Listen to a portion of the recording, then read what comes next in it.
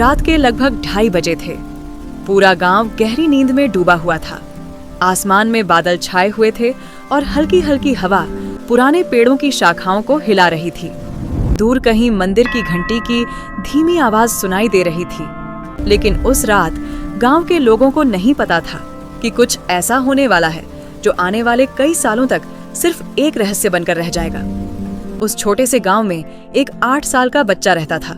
नाम था आरव।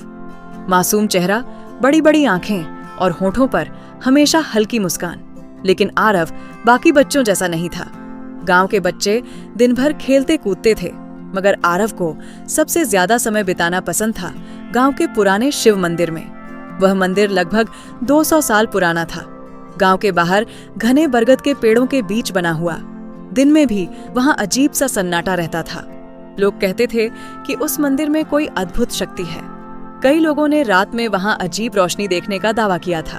कुछ कहते थे कि आधी रात के बाद वहां किसी के बात करने की आवाजें आती हैं। लेकिन डर की वजह से कोई भी रात में उस मंदिर के पास नहीं जाता था।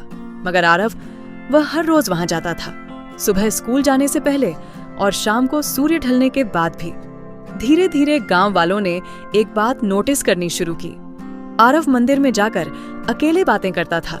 पहले लोगों को लगा कि बच्चा खेल रहा होगा, लेकिन एक दिन मंदिर के पुजारी ने कुछ ऐसा देखा जिसने उनके रोंगटे खड़े कर दिए। उस शाम तेज बारिश हो रही थी। पुजारी मंदिर के दरवाजे बंद करने गए थे। तभी उन्होंने अंदर से आरव की आवाज सुनी। वह किसी से बात कर रहा था, लेकिन अंदर कोई नहीं था। पुजारी धीरे धीरे मंदिर के गर्भगृह के पास पहुंचे। उन्होंने देखा कि आरव शिवलिंग के सामने बैठा मुस्कुरा रहा है, जैसे कोई उसके सामने बैठा हो। आरव बोला, लेकिन भगवान, अगर मैं डर गया तो? कुछ सेकंड तक सन्नाटा रहा। फिर आरव अचानक हंसने लगा, जैसे किसी ने उसे बहुत प्यारी बात कही हो। पुजारी के हाथ कांपने लगे। उन्होंने तुरंत अंदर जाकर पूछा, बेटा, तुम किससे बात कर रहे हो? आरव ने बिल्कुल सामान्य चेहरे से उनकी तरफ देखा और बोला, भगवान शिव से। यह सुनते ही पुजारी के शरीर में सिहरन दौड़ गई। उन्होंने घबराकर चारों तरफ देखा। मंदिर में उनके अलावा कोई नहीं था। पुजारी ने धीरे से पूछा, तुम्हें भगवान दिखाई देते हैं? आरव मुस्कुराया, हाँ, रोज आते हैं, आपसे भी बात करना चाहते हैं, लेकिन आप डर जाते हो। उस रात के बाद पूरे गांव में यह बात आग की तरह फैल गई। कुछ लोगों ने कहा कि बच्चा झूठ बोल रहा है। कुछ ने कहा कि उस पर किसी आत्मा का साया है। लेकिन आरव की मां जानती थी कि उसके बेटे में कुछ अलग जरूर है, क्योंकि कई बार आरव ऐसी बातें बता देता था जो बाद में सच हो जाती थीं। एक बार उसने अपनी मां से कहा था, कल बारिश नहीं होगी, लेकिन नदी का पानी बहुत बढ़ जाएगा। और अगले दिन बिना बारिश के ही पहाड़ों से इतना पानी आया कि नदी उफान पर पहुंच गई। एक दिन उसने गांव के सरपंच से कहा था, आज मंदिर मत जाना, लेकिन सरपंच ने उसकी बात मजाक में उड़ा दी। उस रात मंदिर की पुरानी सीढ़ियां टूट गईं और सरपंच बाल बाल बचे। धीरे धीरे लोगों का डर बढ़ने लगा। अब जब भी आरव मंदिर जाता, लोग दूर खड़े होकर उसे देखते रहते। लेकिन सबसे अजीब बात अभी बाकी थी। हर रात ठीक 3 बजे मंदिर की घंटियां अपने आप बजने लगती थीं। पहले लोगों को लगा कि हवा की वजह से ऐसा हो रहा होगा, लेकिन एक रात कुछ युवकों ने सच्चाई जानने का फैसला किया। 4 लोग टॉर्च लेकर मंदिर के बाहर छिप गए। रात के ठीक 3 बजे अचानक मंदिर के अंदर से घंटियों की आवाज आने लगी। हवा बिल्कुल बंद थी। चारों युवक डरते हुए अंदर गए और जो उन्होंने देखा, उसके बाद उनमें से 2 लोग कई दिनों तक ठीक से बोल भी नहीं पाए। मंदिर के अंदर आरव अकेला खड़ा था। उसकी आंखें बंद थीं। पूरा मंदिर धुएं जैसी सफेद रोशनी से भरा हुआ था और ऐसा लग रहा था जैसे उसके सामने कोई और भी खड़ा हो। एक लंबी परछाई जो इंसान जैसी थी, लेकिन साफ दिखाई नहीं दे रही थी। अचानक आरव मुस्कुराकर बोला, आप आ गए। इतना सुनते ही मंदिर के सारे दीपक अपने आप जल उठे। चारों युवक डरकर बाहर भाग गए। अगले दिन पूरे गांव में सिर्फ उसी घटना की चर्चा थी। अब लोगों ने आरव से दूरी बनानी शुरू कर दी। बच्चे उसके पास आने से डरते थे। औरतें उसे देखकर रास्ता बदल लेती थीं। लेकिन आरव को इन सब से कोई फर्क नहीं पड़ता था। वह रोज मंदिर जाता रहा। एक दिन उसकी माँ ने उससे पूछा, बेटा, भगवान तुमसे क्या बातें करते हैं? आरव कुछ पल चुप रहा, फिर धीरे से बोला, वो कहते हैं कि जल्दी ही उन्हें वापस जाना होगा। उसकी माँ ने मुस्कुराकर पूछा, कहाँ? आरव ने खिड़की से बाहर आसमान की तरफ देखा और बहुत धीमी आवाज में कहा, जहां से वो आए हैं। उस जवाब को सुनकर उसकी माँ के दिल में अचानक अजीब सा डर बैठ गया। उस रात आरव ने खाना भी ठीक से नहीं खाया। वह बार बार दरवाजे की तरफ देख रहा था, जैसे किसी का इंतजार कर रहा हो। फिर अचानक बोला, माँ, अगर मैं कहीं चला जाऊं तो आप रोना मत। यह सुनते ही उसकी माँ गुस्से में बोली, चुप, ऐसी बातें नहीं करते। लेकिन आरव सिर्फ मुस्कुरा दिया। उस रात लगभग 2:30 बजे अचानक गांव की बिजली चली गई। पूरा इलाका अंधेरे में डूब गया और तभी मंदिर की घंटियां फिर से बजने लगी। लेकिन इस बार उनकी आवाज पहले से कहीं ज्यादा तेज थी, इतनी तेज कि पूरा गांव जाग गया। लोग डरकर अपने घरों से बाहर निकल आए। आसमान में काले बादल तेजी से घूम रहे थे। हवा तूफान की तरह चलने लगी और तभी किसी ने चीखते हुए कहा, मंदिर के ऊपर रोशनी है। सभी लोगों ने ऊपर देखा। पुराने शिव मंदिर के ऊपर आसमान में सफेद चमकती हुई रोशनी घूम रही थी। कुछ लोग डरकर जमीन पर बैठ गए, कुछ मंत्र पढ़ने लगे और उसी समय आरव की माँ की आंख खुली। उन्होंने देखा आरव अपने बिस्तर पर नहीं था, दरवाजा खुला हुआ था और बाहर मिट्टी में छोटे छोटे गीले पैरों के निशान बने हुए थे जो सीधे मंदिर की तरफ जा रहे थे। आरव की माँ बिना कुछ सोचे घर से बाहर भागी। उनके पैरों में चप्पल तक नहीं थी। रात का अंधेरा, तेज हवा और आसमान में चमकती वो रहस्यमयी रोशनी, सब कुछ किसी बुरे सपने जैसा लग रहा था।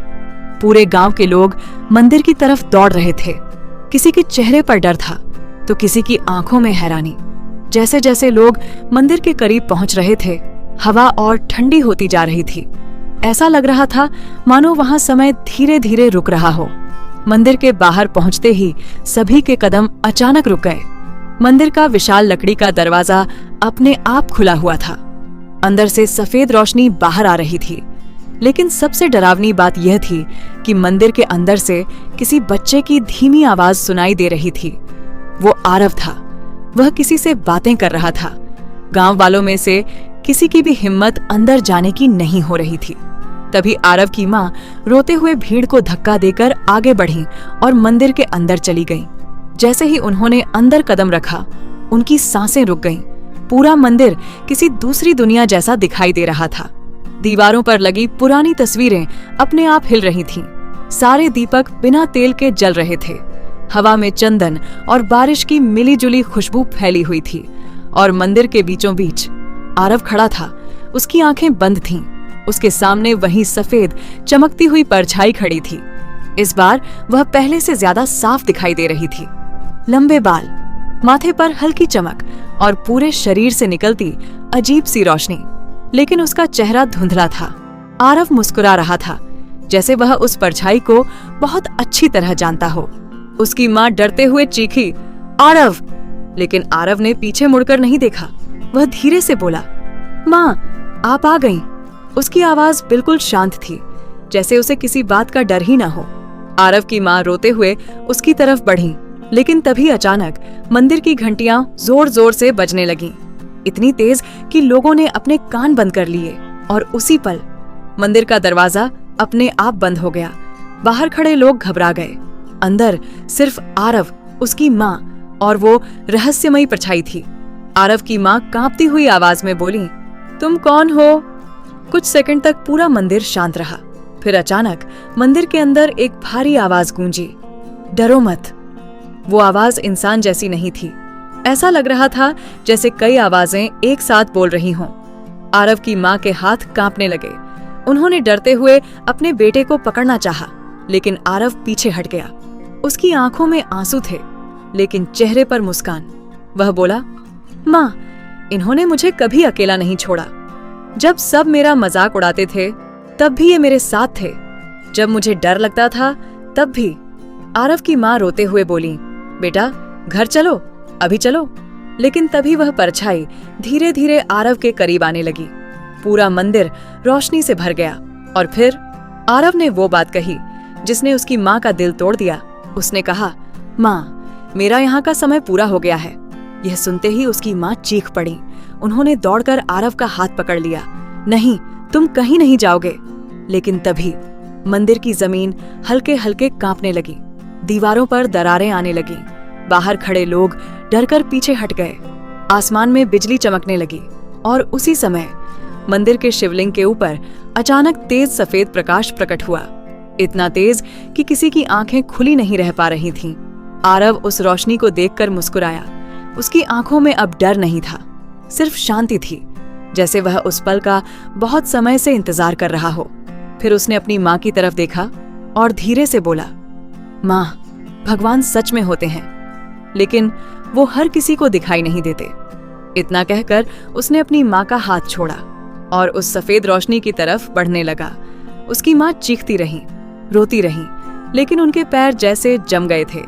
वह चाहकर भी आगे नहीं बढ़ पा रही थी। फिर अचानक पूरे मंदिर में इतनी तेज रोशनी फैली कि कुछ सेकंड तक किसी को कुछ दिखाई नहीं दिया और अगले ही पल सब शांत हो गया। घंटियों की आवाज बंद, हवा बंद, रोशनी गायब। मंदिर फिर से वैसा ही पुराना और शांत दिखाई देने लगा। जब लोगों ने डरते डरते अंदर देखा तो वहां सिर्फ आरव की माँ जमीन पर बैठी रो रही थी। आरव वहां नहीं था। वो रहस्यमयी परछाई भी गायब थी। पूरा गांव सन्न रह गया। लोगों ने मंदिर के हर कोने में आरव को खोजा। तालाब में देखा, जंगल में देखा, पास के गांवों तक खबर भेजी गई, लेकिन आरव कहीं नहीं मिला। ऐसा लगा जैसे वह कभी इस दुनिया में था ही नहीं। दिन बीतते गए। धीरे धीरे लोगों ने उस घटना को भूलने की कोशिश की, लेकिन कुछ बातें ऐसी थीं जिन्हें कोई समझ नहीं पाया। आरव के गायब होने के बाद मंदिर की घंटियां हमेशा के लिए बंद हो गईं। जो घंटियां हर रात अपने आप बजती थीं, अब उन्हें हाथ से भी बजाना मुश्किल हो गया था। मंदिर के पुजारी ने एक और अजीब बात नोटिस की। जिस जगह आरव आखिरी बार खड़ा था, वहां जमीन पर छोटे छोटे सफेद निशान बने हुए थे, जैसे किसी ने राख से कदमों के निशान बनाए हों। और सबसे डरावनी बात, वो निशान हर सुबह थोड़े और आगे बढ़ जाते थे, सीधे शिवलिंग की तरफ। पुजारी ने किसी को यह बात नहीं बताई, लेकिन उनके मन में एक डर बैठ चुका था। उन्हें लगने लगा था कि उस रात जो हुआ वह कोई सपना नहीं था। कुछ साल बीत गए, गांव बदलने लगा, पुराने लोग मर गए, नए लोग आ गए, लेकिन आरव की कहानी आज भी वहां फुसफुसाहटों में जिंदा थी।